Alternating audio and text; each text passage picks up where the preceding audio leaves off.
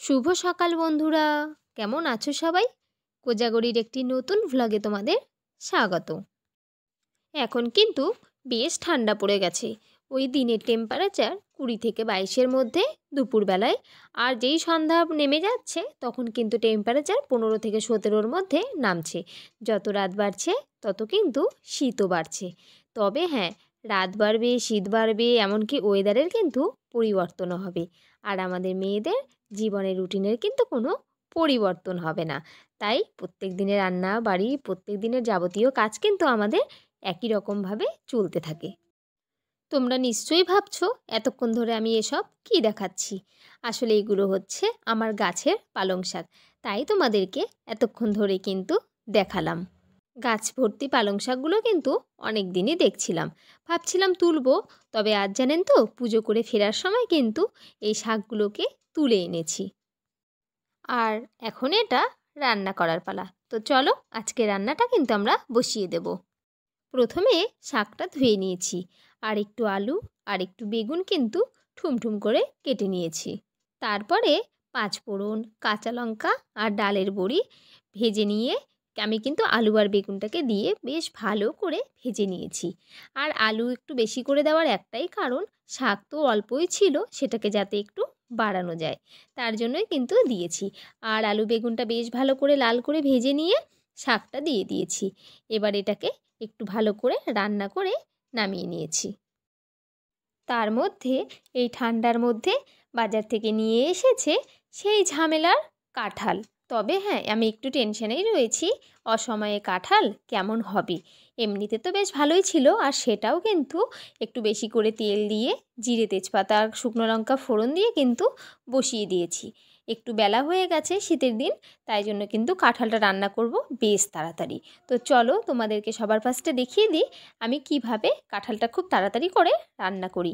কাঁঠাল যদিও সেদ্ধ হতে সময় লাগে, তবে হ্যাঁ, আজ কিন্তু হবে খুব তাড়াতাড়ি। প্রথমে কাঁঠালটাকে ভালো করে বেছে একটু গরম জলে ধুয়ে নিয়েছি, তাতে কিন্তু আঠা আঠা ভাবটা যে থাকে সেটা চলে যায়। তারপরে বেশি করে তেল দিয়ে জিরে তেজপাতা শুকনো লঙ্কা ফোড়ন দিয়ে কাঁঠাল আর আলুটা যে কেটে রেখেছিলাম সেটা ভালো করে ভেজে নেব। আর গ্যাসের ফ্লেমটা রাখবো হাইতে, তাতে কিন্তু ভাজাটা বেশ তাড়াতাড়ি হবে। কিন্তু হ্যাঁ, সেদ্ধ হবে না। সেদ্ধ করার জন্য আমি অন্য উপায় নেব, সেটা পরে। পেঁয়াজ রসুন দিয়ে কাঁঠালটাকে ভালো করে কিন্তু ভেজে নিয়েছি। এরপরে এর মধ্যে দিয়ে দিচ্ছি জিরের গুঁড়ো, লঙ্কা, টমেটো, রসুন, পেঁয়াজ, আদা, সমস্ত রকমের মশলাগুলো কিন্তু আমি এর মধ্যে একে একে দিয়ে দেব। তারপর গ্যাসের ফ্লেমটা হাইতে রেখে আমি মশলাটাকে বেশ ভালো করে তেল ঝরিয়ে কষিয়ে নেব।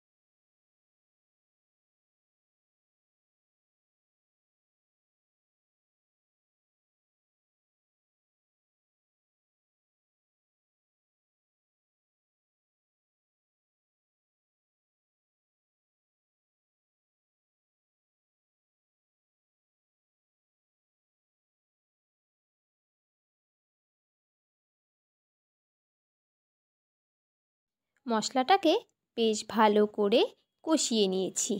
এবার অন্য গ্যাসে আমি প্রেসারে অল্প একটু জল দিয়ে সেই জলটাকে বেশ ভালো মতো গরম করে নিয়েছি। আমি যে তাড়াতাড়িভাবে কষিয়েছি তাতে কিন্তু আমার কাঁঠালগুলো বেশ ভালোভাবে কষেও গেছে আর ভাজাও হয়ে গেছে, কিন্তু সেদ্ধ হয়নি। আর তার জন্যই কিন্তু আমি এটা প্রেসারে দেওয়ার ব্যবস্থা করেছি। প্রেসারে অল্প জল দিয়ে সেটা ভালো করে গরম করে তারপর কিন্তু কষিয়ে রাখা কাঁঠালটা তার মধ্যে দিয়ে দিয়েছি। আর প্রেসারে জলের পরিমাপটা হলো, আপনারা ঠিক যতটুকু ঝোল রাখতে চান ঠিক ততটুকুই কিন্তু জল দেবেন, তার থেকে বেশি একদম দেবে না। তবে কিন্তু ঝোলের পরিমাণটা বেশ বেড়ে যাবে। আর এরপরে আমরা প্রেসারে একটা সিটি দিয়ে নেব। তারপর প্রেসারে ভাপটা বেশ খানিকক্ষণ রেখে আমরা প্রেসারটা খুলে নেব এবং তার লবণটা কিন্তু আমরা টেস্ট করে নেব। প্রয়োজন যদি হয় গ্যাসটাকে একটু ধরিয়ে দিয়ে প্রেসারের যেটার কাঁঠালটা রয়েছে সেটাকে ফুটিয়ে নিয়ে পরিমাণ মতো লবণ দিয়ে আমরা কিন্তু নামিয়ে নিতে পারি, কিংবা আপনারা যখন কষিয়ে নেবেন তখনও লবণটা কিন্তু চেক করে নিতে পারেন। তাহলে পরে কিন্তু আর প্রয়োজন হবে না। প্রেসারটা খুলে জাস্ট একটু মিট মশলা বা গরম মশলা আপনারা দিতে পারেন। আমি এখানে একটু ঘি দিয়েছি আর একটু শাহি গরম মশলাও কিন্তু দিয়েছি। তোমরা দেখতেই পেলে আমি কিভাবে মাত্র 15 মিনিটের মধ্যে কাঁঠালের তরকারি রান্না করে ফেলেছি। তো আমার এই এত তাড়াতাড়ি রান্না করা কাঁঠালের তরকারি রেসিপি তোমাদের কেমন লাগলো অবশ্যই কিন্তু সেটা কমেন্ট বক্সে জানিও।